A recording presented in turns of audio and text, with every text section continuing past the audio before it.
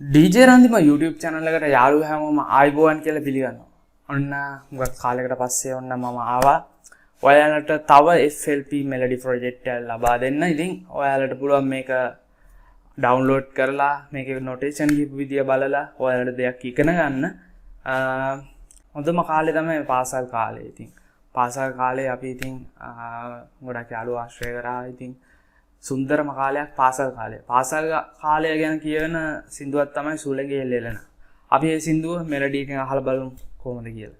හරි ඊට කලින් අපේ channel එක subscribe කරලා නැත්නම් අනිවාර්යෙන් subscribe කරන්න. අපේ වීඩියෝ එක නම් like කරන්න, comment කරන්න, අනිත් channel බලන්න share කරන්න අමතක කරන්න එපා. හරි එහෙනම් අපි වැඩි කතාවක් නැතුව අපි යමු වීඩියෝ එකට.